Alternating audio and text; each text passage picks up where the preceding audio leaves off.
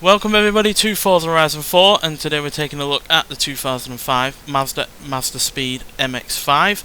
Now this is part of the second generation, known also as the NB generation, that was made between 1998 and 2005, with this version being introduced in 2004, also lasting until 2005. And with this being the performance version of the this second generation MX-5, very few of these are actually made, only a few thousand were actually sold in America, for instance. But because it is a performance model, it also has plenty of aspects to it that weren't featured on the standard model. It comes with Blistine shock absorbers, thicker anti-roll bars, a wider set of tyres, an upgraded 6-speed manual gearbox, upgraded drivetrain components, and 17-inch alloy wheels. And on top of that, it's also got an improved engine. Not the biggest engine that was in the lineup, as it's the joint biggest engine, but it's a 1.8 litre turbocharged inline-4 engine, producing 178 horsepower and 166 pounds-feet of torque. So easily the most powerful version of this car from this generation, and easily one of the most powerful MX-5s in general, to be honest. Only the one-off Super 20 I think is even more powerful than this, and this is the only turbocharged MX-5 that we've ever had, although I would expect that to change at some point in the future, given the way things are going at the moment. But yeah, it's also got an interior trim that is limited to this car as well.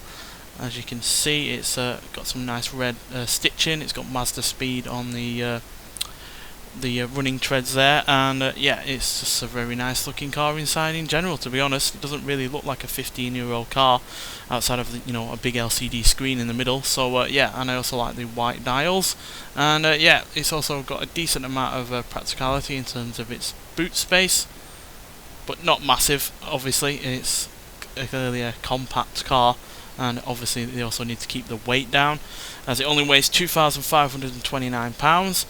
Bodywork is also slightly different to the standard car, but I'm not a massive fan of the headlights on this car. I'm fine with the rest of the car. Its proportions are really rather nice, and the extra bodywork is decent as well, especially that rear spoiler.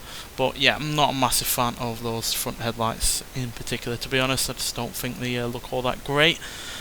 But yeah, it's still a cracking little car in its own right, and definitely one of my favourite MX-5s as well. But nonetheless, let's get out onto the open road and see what this car can do. So yeah, with all of that power and very little in the way of weight for a car of this, age, it's cracking little sports car. This, it's not quite as exciting as say some other cars that might have more power or bigger engines or the like, and it's certainly a car that is more about being easy to live with and enjoyable to drive on a daily basis, not special in any way. But there's no doubt that this manages to do everything that any other sports car can do, while also being economical, practical, and reliable, and also cheap to buy in relative respects. So even with this being the performance model. But I'll first let you listen to the engine for a little bit, and then we'll talk about it some more.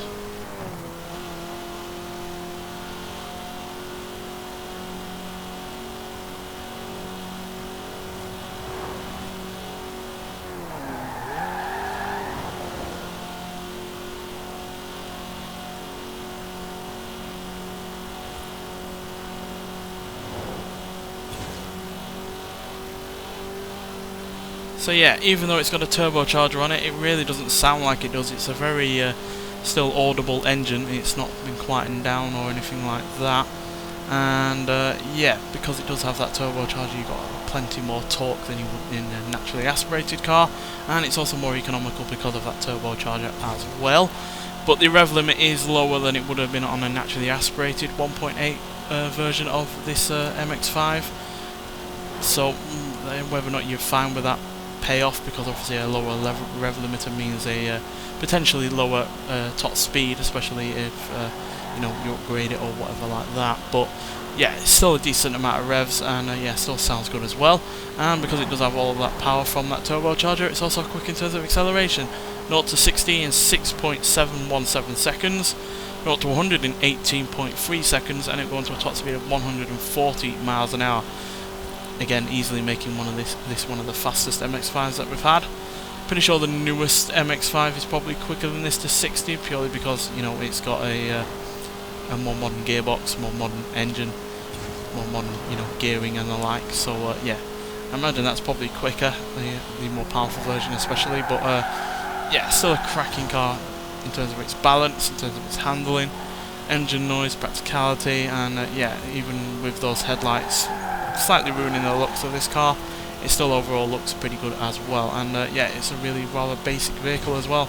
Outside of that turbocharger, you know, you've got a manual roof to deal with, and you've got manual gearbox, simple rear wheel drive front engine layout. It's really nice to have such a simple car, but one that is also really rather quick and yeah, enjoyable to drive. So yeah, this pretty much does everything you could ask from a sports car, to be honest. And yeah, Mazda really did bring back the lightweight convertible sports car back to the markets either in the US or in Europe, as he pretty much died off in the 80s after the introduction of the hot hatchback. So yeah, Mazda really did bring that kind of market back, and yeah, they've done it in fine style ever since. So yeah, if you've never driven this car, try it out. It's a really great car, even for a car that is 15 years old. And yeah, thanks for watching, and I'll see you in the next one. Bye.